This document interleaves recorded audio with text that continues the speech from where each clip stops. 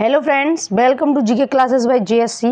Friends, आज की इस वीडियो में मैं आपके लिए लेकर आई हूँ सभी एग्जाम्स का काफ़ी ज़्यादा इंपॉर्टेंट टॉपिक, और टॉपिक का नाम है संपूर्ण भारत का भूगोल। तो देखिए, इस वीडियो में हम बात करेंगे, जो पिछली वीडियो में हमने बात की थी भारत के भूगोल के पार्ट फर्स्ट के बारे में, तो इसमें हम इसके दूसरे भाग के बारे में बात करने वाले हैं। ठीक है, तो देखिए, इस टॉपिक से हर एग्जाम में 4 से 5 और कहें तो 9 से 10 क्वेश्चन अक्सर देखने को एग्जाम में मिलते ही हैं। ठीक है, तो आज इस वीडियो में हम देखेंगे संपूर्ण भारत के भूगोल के बारे में। तो यदि आप किसी भी एग्जाम की तैयारी कर रहे हैं तो वीडियो आप सभी के लिए काफ़ी ज़्यादा बेनिफिशियल रहने वाली है और काफ़ी इंपॉर्टेंट वीडियो है, तो वीडियो को बिना स्किप किए एंड तक बने रहना है। ठीक है, तो चलिए शुरू करते हैं। तो देखिए, पिछली वीडियो में हमने भारत की जलवायु टॉपिक तक बात कर ली थी, तो इसमें हम देखने वाले हैं मिट्टी से। ठीक है, तो सबसे पहला प्रश्न है कि मिट्टी के अध्ययन के विज्ञान को क्या कहते हैं? तो क्या कहते हैं? मृदा विज्ञान। जो मिट्टी का अध्ययन होता है उसको क्या कहते हैं? मृदा विज्ञान कहते हैं। ठीक है, अगला प्रश्न है कि भारत की मिट्टियों का जो विभाजन है वो किसके द्वारा किया गया है? तो भारत की मिट्टियों का विभाजन भारतीय कृषि अनुसंधान परिषद ने किया है। किसने किया है? भारतीय कृषि अनुसंधान परिषद ने जो मिट्टियों का विभाजन है कि मिट्टियाँ कितने प्रकार की होती हैं, जलोढ़ मृदा है, लेटराइट मृदा है, काली मृदा है, पीली मृदा है, तो ये जो प्रकार की जो मिट्टियों का विभाजन है वो किसने किया है? भारतीय कृषि अनुसंधान परिषद ने। ठीक है, तो भारत की प्रमुख मृदाओं के बारे में देखें तो इस कड़ी में सबसे पहला है जलोढ़ मृदा, जो कि हमारे भारत में सर्वाधिक पाई जाती है और सर्वाधिक उपजाऊ मृदा है ये। ठीक है, तो इस मृदा के बारे में जानें तो यह नदियों द्वारा लाई गई मिट्टी होती है। जो नदियाँ लाती हैं, जैसे कि नदियाँ जो लाती हैं तो इस अपने जो किनारे मिट्टी लाकर जो छोड़ देती हैं और उस मिट्टी को जलोढ़ मृदा कहते हैं। ठीक है, और इस मिट्टी में पोटास की बहुलता पाई जाती है और कमी किस चीज़ की पाई जाती है? इसमें नाइट्रोजन, फास्फोरस और ह्यूमस, इन चीज़ों की इसमें कमी पाई जाती है, लेकिन पोटास इसमें सर्वाधिक मात्रा में पाया जाता है। और भारत की सबसे उपजाऊ मृदा है जो जलोढ़ मृदा है, वो भारत की सबसे उपजाऊ मृदाओं में से मानी जाती है। ठीक है, तो चलिए आगे देखते हैं। ये जो भारत के लगभग 22% भाग पर यह मृदा पाई जाती है। कितने प्रतिशत भाग के? 22% भाग पर जलोढ़ मृदा पाई जाती है। और यह मृदा 2 प्रकार की होती है। कौन कौन सी? बांगर और खादर। जो बांगर होती है वो पुरानी जलोढ़ मृदा को बोलते हैं और खादर होती है वो नई जलोढ़ मृदा को बोलते हैं। ठीक है, जैसे नदियाँ जो अपने साथ अवसाद लाती हैं, अपने साथ जो कंकड़ मिट्टी पत्थर जो मिट्टियाँ लाती हैं उसको अपने जो किनारे छोड़ देती हैं, हर बार लाती हैं, हर बार यहाँ पर नई मिट्टी जमा कर देती हैं, उसको बोलते हैं खादर। लेकिन जो मिट्टी दूर चली जाती है वहाँ पर फिर इनका जो पानी नहीं पहुँच पाता, तो इस मृदा को बोलते हैं बांगर। ठीक है, तो यह 2 प्रकार की होती है, पुरानी और नवीन, बांगर और खादर। ठीक है, जो और इसमें क्या है, जो जलोढ़ मिट्टी होती है वो उर्वरता की दृष्टि से काफ़ी अच्छी होती है। जो उर्वरता के दृष्टिकोण से ये काफ़ी अच्छी होती है। और इसमें कौन कौन सी प्रमुख फसल की जाती हैं? धान, गेहूँ, मक्का, तिलहन, दलहन और आलू, ये प्रमुख फसलें हैं जो कि जलोढ़ मृदा में की जाती हैं। और उत्तर प्रदेश में सर्वाधिक मृदा जलोढ़ मृदा ही पाई जाती है। ठीक है, क्योंकि उत्तर प्रदेश में जो गंगा यमुना का दोआब है वो पाया जाता है, और इसको दोआबी मृदा भी कहते हैं क्योंकि यह नदियों के दोआब पर पाई जाती है। ठीक है, अगली है काली मृदा। इसका निर्माण जो बेसाल्ट चट्टानें होती हैं उनके टूटने फूटने से होता है। ठीक है, और इसमें आयरन, चूना, एल्यूमिनियम और मैग्नीशियम की बहुलता पाई जाती है। कौन सी मिट्टी में? काली मिट्टी में। और इसका मानो कि रंग काला कैसे है? तो इसका रंग टिटेनीफेरस, मैग्नेटाइट और जीवांश की उपस्थिति के कारण इसका रंग काला है। ठीक है, और इसी मिट्टी को रेगुर मृदा भी बोलते हैं या फिर इसको कपासी मृदा भी बोलते हैं, क्योंकि यह जो मिट्टी होती है काली मृदा वो कपास की दृष्टि से सबसे ज़्यादा उपजाऊ होती है, इसलिए इसको रेगुर मिट्टी या कपासी मिट्टी भी बोलते हैं। और जब इसमें नमी नहीं होती, नमी खत्म हो जाती है, तो ये अपने आप दरारें पड़ने लग जाती हैं इसमें, इसलिए इसको स्वतः जुताई वाली मिट्टी भी कहा जाता है। ठीक है, चलिए नेक्स्ट बात करें आगे। देखिए, जो कपास की खेती के लिए ये सर्वाधिक उपजाऊ मृदा होती है और इसे काली कपासी मृदा भी कहते हैं। और इसमें जो अन्य फसल की जाती है वो हैं गेहूँ, ज्वार और बाजरा, लेकिन सर्वाधिक महत्वपूर्ण कपास के लिए मानी जाती है मृदा। ठीक है, और भारत में जो काली मृदा के प्रमुख क्षेत्र हैं वो कौन कौन से हैं?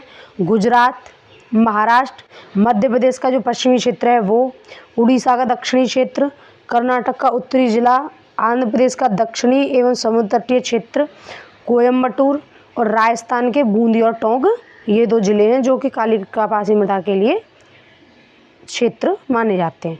ठीक है, बात करें आगे लाल मिट्टी के बारे में, तो लाल मिट्टी में सिलिका और आयरन की बहुलता पाई जाती है और इस मिट्टी का जो लाल रंग है वो लोह ऑक्साइड की वजह से हुआ है, मतलब लोह ऑक्साइड की इसमें उपस्थिति है, इसी के कारण इसकी जो मिट्टी का रंग है वो लाल है। और यह अम्लीय प्रवृत्ति की मिट्टी होती है। ठीक है, इसमें नाइट्रोजन, फास्फोरस और ह्यूमस की कमी पाई जाती है, लेकिन सिलिका और आयरन की बहुलता पाई जाती है। ठीक है, ये क्वेश्चन पूछा जाता है कमी और बहुलता वाला। यह मिट्टी प्राय उर्वरता विहीन बंजर भूमि के रूप में मतलब पाई जाती है, लेकिन अगर इसमें कुछ रासायनिक मतलब कुछ उर्वरक वगैरह मिलाएं तो इसको उपजाऊ बनाया जा सकता है। ठीक है, तो चलिए आगे देखते हैं।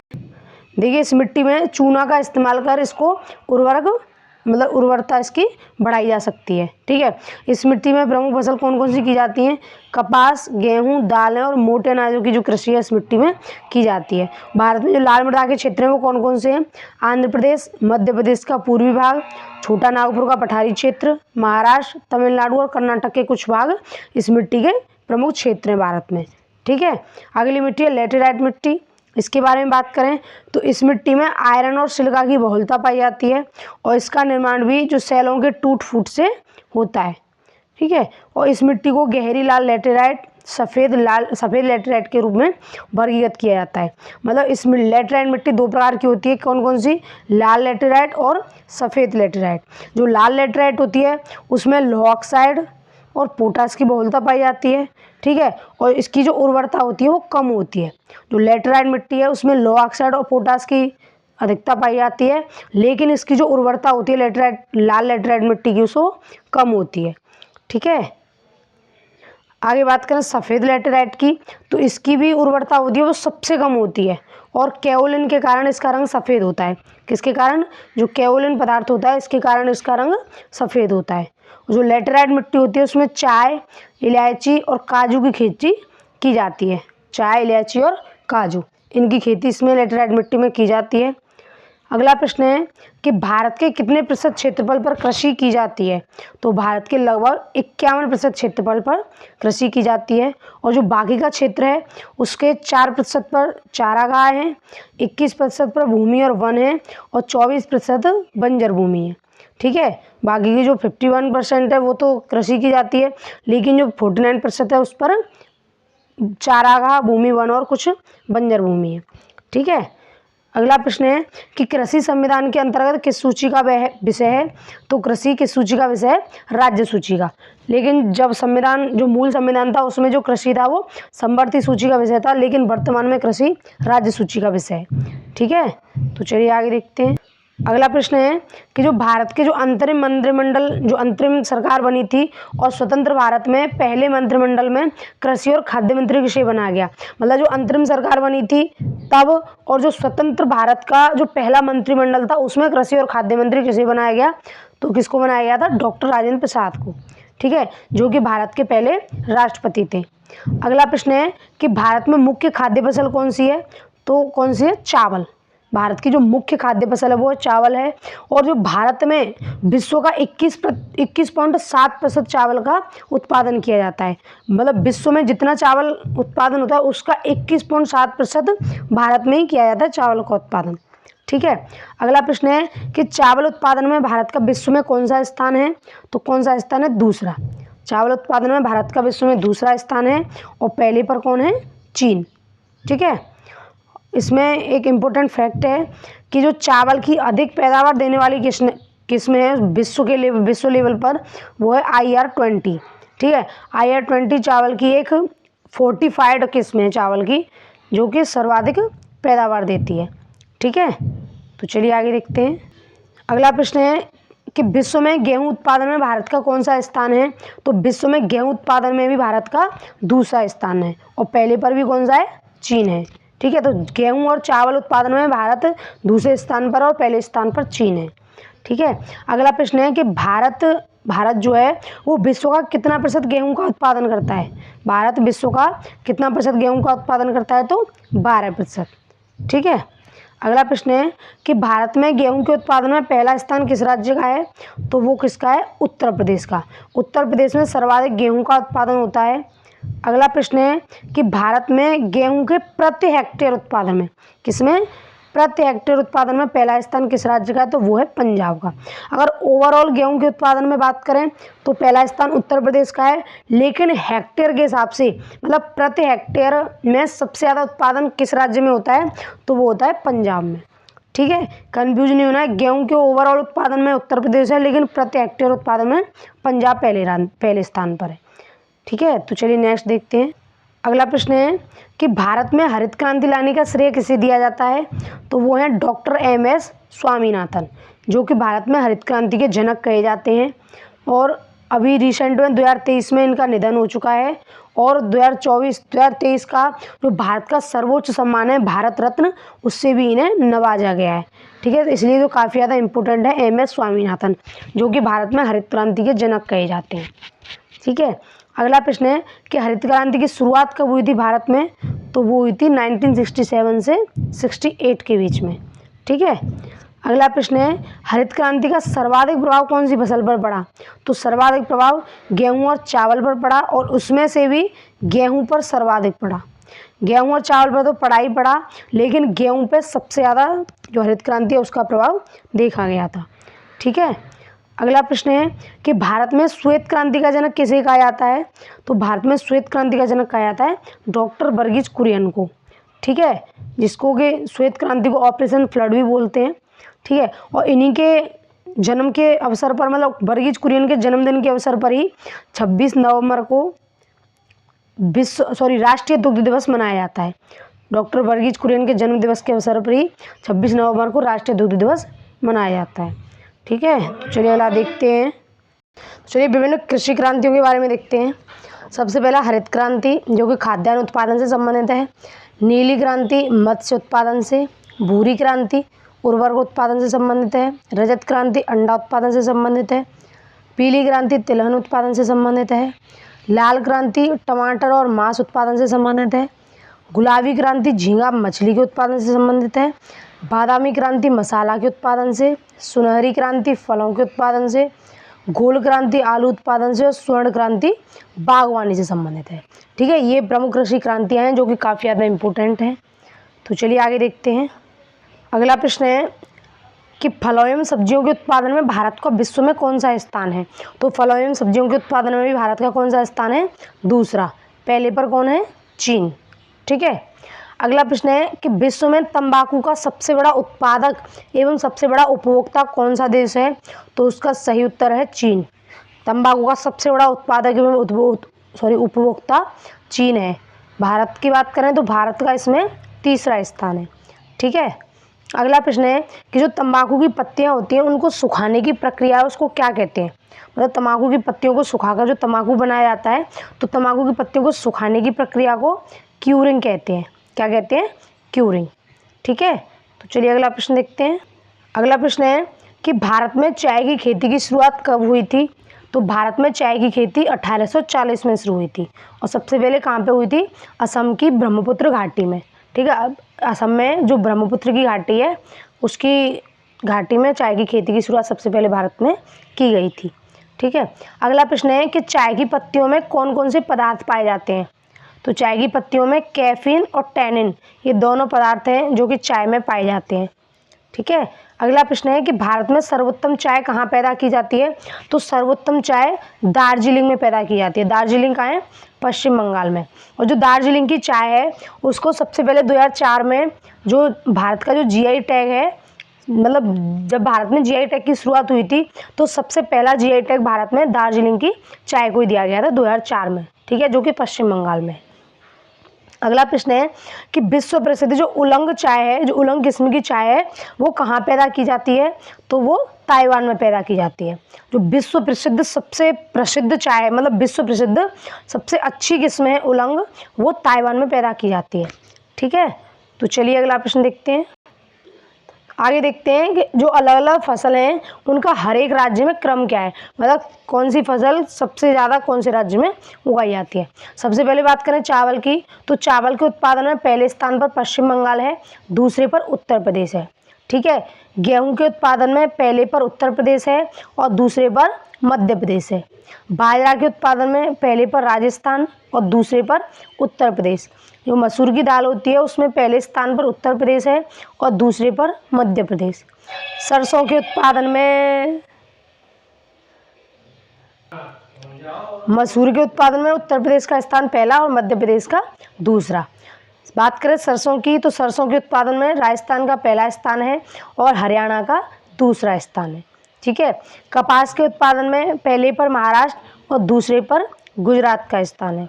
आलू की बात करें तो आलू का सबसे ज़्यादा उत्पादन उत्तर प्रदेश में होता है और दूसरे पर पश्चिम बंगाल में। ठीक है।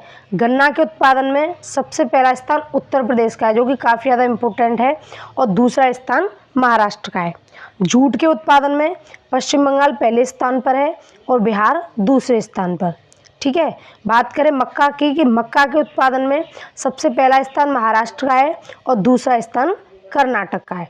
तो ये प्रमुख फसलों में पहले और दूसरे नंबर पर जो राज्य हैं उनका क्रम है। ठीक है। तो चलिए आगे देखते हैं। अगला प्रश्न है कि भारत में जो प्राकृतिक रबड़ है उसका सबसे अधिक उत्पादन किस राज्य में होता है। प्राकृतिक रबड़ का भारत में सबसे ज़्यादा उत्पादन कहाँ होता है, तो कहाँ होता है, केरल में। ठीक है। प्राकृतिक रबड़ सबसे ज़्यादा केरल में उत्पादित की जाती है।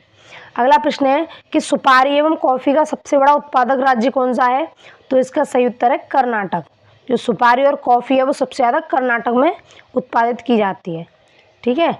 अगला प्रश्न है कि भारत में सबसे बड़ा मसाला उत्पादक राज्य कौन सा है, तो इसका सही उत्तर है आंध्र प्रदेश। सबसे ज़्यादा मसाला आंध्र प्रदेश में उगाया जाता है।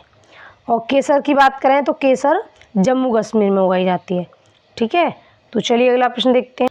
अगला प्रश्न है कि किस राज्य को जैविक खेती करने वाला भारत का प्रथम राज्य घोषित किया गया है, तो इसका सही उत्तर है सिक्किम।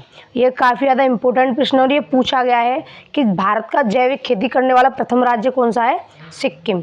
ठीक है। अब देखिए ऋतुओं के आधार पर फसलों का वर्गीकरण करें कि फसल मुख्य रूप से 3 प्रकार की होती हैं। कौन कौन सी, रबी की फसल, खरीफ की फसल और जायद की फसल।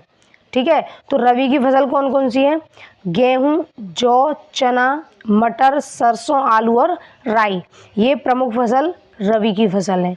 ठीक है। खरीफ की फसल कौन कौन सी है, धान, गन्ना, ज्वार, बाजरा, मक्का, कपास, अरहर, ये है खरीफ की प्रमुख फसल।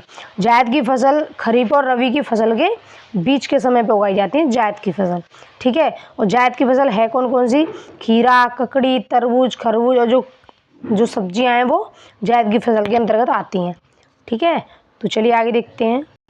अगला प्रश्न है भारत की सिंचाई परियोजनाओं के बारे में। तो भारत में सिंचाई परियोजनाओं को कितने भागों में विभाजित किया गया है, तो 3 भागों में। भारत की सिंचाई परियोजनाओं को 3 भागों में विभाजित किया गया है। कौन कौन सी, बृहद सिंचाई परियोजना, मध्यम सिंचाई परियोजना, लघु सिंचाई परियोजना। जो बृहद सिंचाई परियोजना होती हैं वो 10,000 हेक्टेयर से अधिक कृषि होती है उसे योग्य मतलब कृषि के लिए लगाई जाती है बृहद सिंचाई परियोजना। जो 10,000 हेक्टेयर से अधिक कृषि होती है उसके लिए एक योजना लगाई जाती है। मध्यम कृषि सिंचाई योजना जो 2,000 से 10,000 हेक्टेयर के बीच की जो कृषि होती है उसके लिए योजना लगाई जाती है। ठीक है। अगली है लघु सिंचाई परियोजना, तो जो 2,000 हेक्टेयर से कम जो कृषि योग्य भूमि होती है उसके लिए लघु सिंचाई परियोजना लगाई जाती हैं। ठीक है। तो चलिए आगे देखते हैं। अगला है भारत में देखें कि सिंचाई के साधन कौन कौन से हैं। तो सिंचाई के साधन हैं कुआं व नलकूप, नहर, तालाब और कुछ अन्य स्रोत भी हैं।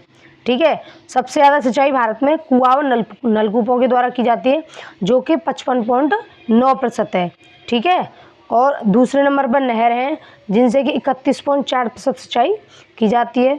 तालाबों से भी 6.1% की जाती है और जो बाकी के अन्य स्रोत हैं उनसे भी 6.6% सिंचाई भारत में की जाती है। ठीक है। विश्व का जो सर्वाधिक सिंचित क्षेत्र है वो चीन एवं भारत में है। विश्व में जो सर्वाधिक सिंचित क्षेत्र किस किस देश में पाया जाता है, चीन और भारत में। ठीक है। और जो वर्तमान में जो भारत में प्रमुख जो सिंचाई के साधन है वो है कुआं एवं नलकूप। मतलब भारत में जो सर्वाधिक सिंचाई का जो स्रोत है वो कुआं एवं नलकूप है, ठीक है। और जो देश में जो सर्वाधिक नलकूप एवं पंप सेट है वो तमिलनाडु में पाए जाते हैं। मतलब सबसे ज़्यादा नलकूप और पंप सेट इन दोनों को मिलाकर सबसे ज़्यादा इनकी जो मतलब सिंचाई है इनसे कहाँ की जाती है, तमिलनाडु में।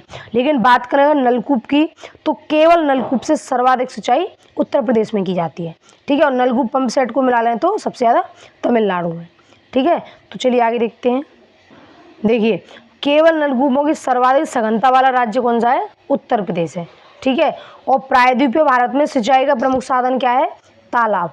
जो नीचे का जो भारत का जो प्रायद्वीपीय हिस्सा है उसमें जो सिंचाई का सर्वाधिक और सबसे प्रमुख साधन कौन सा है, तालाब है, ठीक है। और तालाबों द्वारा सर्वाधिक सिंचाई कहाँ की जाती है, तमिलनाडु में, ठीक है। तो तालाबों द्वारा सर्वाधिक सिंचाई कहाँ की जाती है, तमिलनाडु में की जाती है। बात करें भारत की सबसे लंबी सिंचाई नहर परियोजना के बारे में तो वह है इंदिरा गांधी नहर परियोजना। जो भारत की सबसे लंबी सिंचाई नहर है वो है इंदिरा गांधी नहर, जो कि राजस्थान में, ठीक है। और इस नहर को सतलज नदी से पानी मिलता है। इंदिरा गांधी नहर में पानी कहाँ से आता है, सतलज नदी से इसमें पानी आता है, ठीक है। तो चलिए बात करें आगे बात करें भारत के प्रमुख खनिज संसाधनों के बारे में। तो जो भारत का जो धारवाड़ क्षेत्र है वो धात्विक खनिजों में सर्वाधिक संपन्न क्षेत्र है। कौन सा क्षेत्र, भारत का धारवाड़ क्षेत्र है वो, ठीक है। और भारत के शीर्ष जो 5 खनिज उत्पादक राज्य हैं उनमें कौन कौन सा, सबसे ज़्यादा खनिज कहाँ पे पाए जाते हैं, उड़ीसा में, फिर राजस्थान में, उसके बाद आंध्र प्रदेश में और छत्तीसगढ़ में, फिर झारखंड में। लेकिन सबसे ज़्यादा खनिज उड़ीसा में पाए जाते हैं, ठीक है। बात करें पेट्रोलियम की तो पेट्रोलियम की प्राप्ति का स्थान कौन कौन सा है, असम का जो डिगबोई स्थान है जहाँ पे भारत में पहला तेल का कुआं खोजा गया था। अगला है गुजरात में भी कहाँ पे, खंभात में। महाराष्ट्र का जो बॉम्बे हाई है जो कि काफ़ी ज़्यादा इंपॉर्टेंट है, ये तीनों काफ़ी ज़्यादा इंपॉर्टेंट है पेट्रोलियम की दृष्टि से भी, तो ये तीनों को याद रखना है। असम का डिगबोई, गुजरात का खंभात और महाराष्ट्र का बॉम्बे हाई, ठीक है। ये पेट्रोलियम की प्राप्ति का स्थान है, मतलब यहाँ पे पेट्रोलियम प्राप्त किया जाता है यहाँ से। इसमें एक विशेष पॉइंट क्या है कि भारत में जो खनिज तेल का उत्पादन है वो सर्वप्रथम डिगबोई में प्रारंभ किया गया। मतलब भारत में सबसे पहला तेल का कुआं डिगबोई में ही खोदा गया था, ठीक है। तो चलिए आगे देखते हैं। बात करें आगे लौह अयस्क के बारे में तो लौह अयस्क कहाँ कहाँ पाया जाता है, उड़ीसा में पाया जाता है, ओडिशा के क्योंझर और मयूरभंज क्षेत्र में, ठीक है। झारखंड के सिंहभूम और धनबाद क्षेत्र में भी लौह अयस्क काफ़ी मात्रा में पाया जाता है। छत्तीसगढ़ के बस्तर और जो दुर्ग जिले हैं उनमें भी उनमें भी जो लौह अयस्क है वो अच्छा खासा पाया जाता है, ठीक है। इसमें विशेष बात क्या है कि विश्व में जो लौह अयस्क के उत्पादन में भारत का चौथा स्थान है। मतलब विश्व के लेवल पर बात करें तो लौह अयस्क के उत्पादन में भारत का चौथा स्थान है। बात करें भारत में तो भारत में लौह अयस्क के उत्पादन में पहले, दूसरे व तीसरे स्थान पर कर्नाटक, छत्तीसगढ़ और उड़ीसा है। मतलब भारत में सबसे ज़्यादा लौह अयस्क का उत्पादन कर्नाटक में किया जाता है, दूसरे पर छत्तीसगढ़ में और तीसरे पर उड़ीसा में, ठीक है। तो चलिए बात करते हैं आगे। अगला है मैग्नीज कहाँ कहाँ पाया जाता है, जो उड़ीसा का जो क्योंझर और कोरापुट क्षेत्र है वहाँ, झारखंड के सिंहभूम में और कर्नाटक का जो चित्रदुर्ग जिला है वहाँ पे भी मैग्नीज अच्छी खासी मात्रा में पाया जाता है, ठीक है। इसके बारे में विशेष बात क्या है कि जो मैग्नीज के भंडारण में भारत का स्थान है विश्व में वो दूसरा स्थान है। मैग्नीज का जो भंडारण भारत करता है वो दूसरे नंबर पर करता है, ठीक है। और जो उड़ीसा है वो भारत का मैग्नीज पैदा करने वाला प्रथम राज्य है। सबसे पहले भारत में मैग्नीज कहाँ पैदा किया जाने लगा, उड़ीसा में, ठीक है। अगली बात करें कोयला की तो कोयला भारत में कहाँ कहाँ पाया जाता है, झारखंड का जो सिंहभूम और धनबाद जिला है वहाँ पे, पश्चिम बंगाल का रानीगंज और आसनसोल, काफ़ी ज़्यादा इंपॉर्टेंट है आसनसोल, ठीक है यहाँ, और तेलंगाना का जो सिंगरेनी क्षेत्र है इसमें कोयला अच्छी खासी मात्रा में पाया जाता है, ठीक है। कोयला के बारे में विशेष बात देखें तो जो कोयला के उत्पादन में भारत का विश्व में तीसरा स्थान है। जो कोयला के उत्पादन में भारत के नंबर की बात करें तो भारत तीसरे नंबर पर आता है, ठीक है। और कोयले को उद्योग की रोटी या फिर काला सोना भी कहा जाता है। कोयले को क्या कहा जाता है, काला सोना या फिर उद्योग की रोटी इसके उपनाम है कोयले की। और लिग्नाइट है उसको भूरा कोयला भी कहा जाता है। जो लिग्नाइट धातु है उसको भूरा कोयला कहते हैं। ठीक है, तो चलिए आगे देखते हैं। अगला है तांबा। तांबा कहाँ कहाँ पाया जाता है? राजस्थान के खेतड़ी और झुंझुनू ज़िले में। खेतड़ी जो स्थान है काफ़ी ज़्यादा इम्पोर्टेंट है और इसके रिलेटेड प्रश्न पूछा भी गया है। ठीक है, भारत में तांबा कहाँ पाया जाता है? तो खेतड़ी राजस्थान में। अगला है झारखंड का सिंहभूम और कर्नाटक का हासन जिला। इन क्षेत्रों में तांबा पाया जाता है। विशेष क्या है इसके बारे में कि जो राजस्थान में वो तांबा है वो खनिज का सबसे बड़ा भंडार है। राजस्थान में जो तांबा खनिज है, मतलब जो तांबा है वो खनिज का सबसे बड़ा भंडार है। अगली बात करें बॉक्साइट की, तो बॉक्साइट कहाँ से प्राप्त किया जाता है? उड़ीसा से प्राप्त किया जाता है, झारखंड के हजारीबाग ज़िले से प्राप्त किया जाता है, बिहार के मुंगेर जिला से और महाराष्ट्र के रत्नागिरी, इन जगहों से बॉक्साइट प्राप्त किया जाता है। इसके बारे में विशेष क्या है कि जो भारत बॉक्साइट के क्षेत्र में काफ़ी ज़्यादा आत्मनिर्भर है। मतलब भारत जो है बॉक्साइट का उत्पादन भारत में ही करता है, इसका कहीं से आयात नहीं करता है। ठीक है, तो भारत बॉक्साइट में आत्मनिर्भर है और भारत में जो बॉक्साइट का उत्पादन है वो सबसे अधिक उड़ीसा में होता है। भारत में बॉक्साइट का उत्पादन सबसे ज़्यादा कहाँ होता है? उड़ीसा में। ठीक है, तो चलिए बात करें आगे। अगला है यूरेनियम। यूरेनियम कहाँ पर पाया जाता है? झारखंड के जो हजारीबाग और सिंहभूम ज़िले हैं वहाँ पर यूरेनियम प्राप्त किया जाता है। इसके बारे में विशेष क्या है कि झारखंड यूरेनियम के उत्पादन में पहले स्थान पर है। ठीक है, और भारत की जो सर्वाधिक महत्वपूर्ण यूरेनियम की खान है वो है जादूगोड़ा की खान। और ये प्रश्न पूछा गया है, काफ़ी ज़्यादा इम्पोर्टेंट है कि जादूगोड़ा की खान किससे संबंधित है? यूरेनियम से संबंधित है। ठीक है, अगला है थोरियम, और ये राजस्थान के पाली और भीलवाड़ा क्षेत्र से पाया जाता है और केरल से भी थोरियम प्राप्त किया जाता है। विशेष क्या है इसके बारे में कि विश्व का सबसे बड़ा थोरियम निर्माता देश है भारत।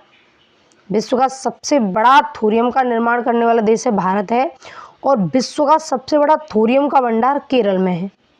ठीक है, विश्व में सबसे बड़ा थोरियम निर्माता देश भारत और थोरियम का सबसे ज़्यादा भंडार करने वाला विश्व में केरल है। ठीक है, ये दोनों ये पॉइंट काफ़ी ज़्यादा इम्पोर्टेंट है, ध्यान रखने हैं। तो चलिए आगे देखते हैं। अगला है भारत के उद्योगों से संबंधित। ठीक है, तो पहला प्रश्न है कि भारत में पहला लौह इस्पात कारखाना कब स्थापित किया गया? तो इसका सही उत्तर है 1874 में। ठीक है, जो भारत में पहला लौह इस्पात कारखाना है, छोटा हो या बड़ा, मतलब सबसे पहले शुरुआत 1874 में आसनसोल पश्चिम बंगाल में स्थापित की गई थी। ठीक है, अगला प्रश्न है कि देश में सबसे पहला बड़े पैमाने का कारखाना कब स्थापित किया गया? मतलब सबसे ये तो पहला लौह इस्पात कारखाना है, छोटे तौर पर कब शुरुआत की गई थी?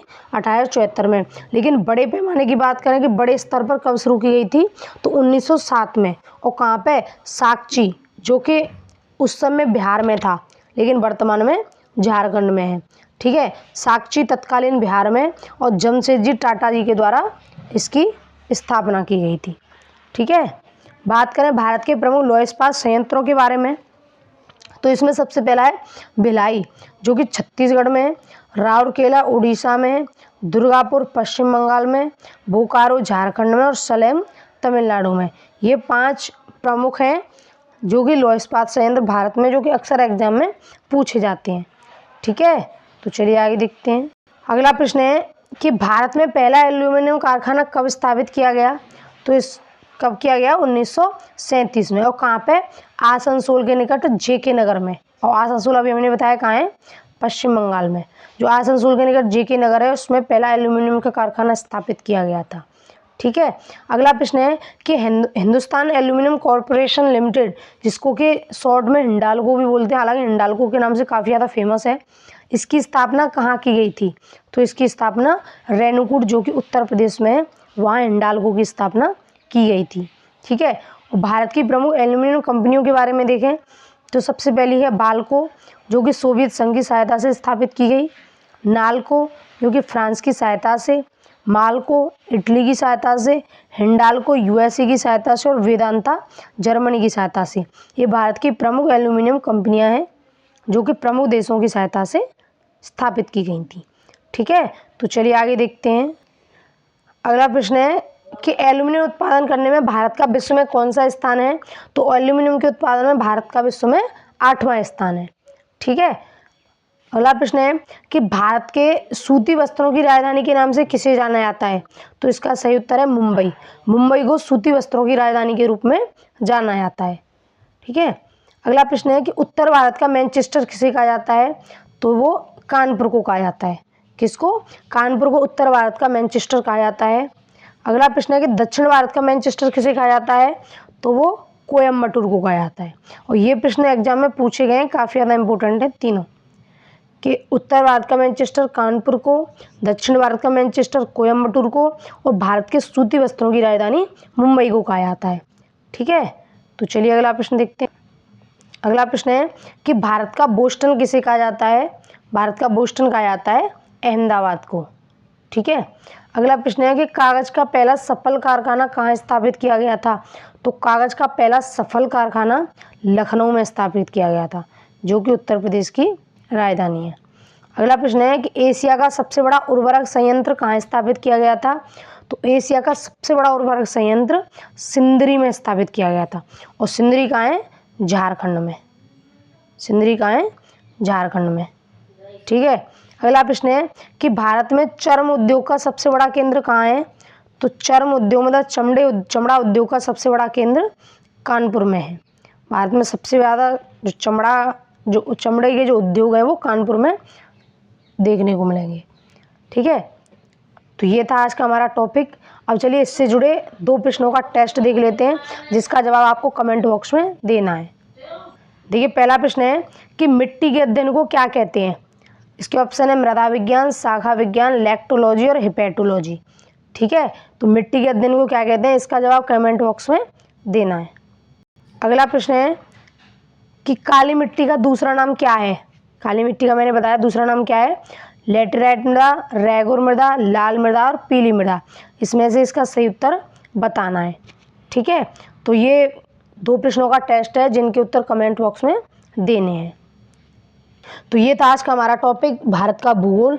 अब जो भारत का भूगोल है वो पार्ट फर्स्ट और पार्ट सेकंड दोनों में कंप्लीट हो चुका है। अगर पार्ट फर्स्ट नहीं देखा है तो इसके डिस्क्रिप्शन में मैं उसकी लिंक डाल दूंगी, तो उसको भी देख लेना। ठीक है। अगर वीडियो पसंद आई हो तो वीडियो को लाइक करें और वीडियो को ज़्यादा से ज़्यादा शेयर करें, जिससे कि और भी लोगों को इसका बेनिफिट मिल सके। और वीडियो का कंटेंट कैसा लगा कमेंट बॉक्स में फीडबैक ज़रूर बताएँ। धन्यवाद।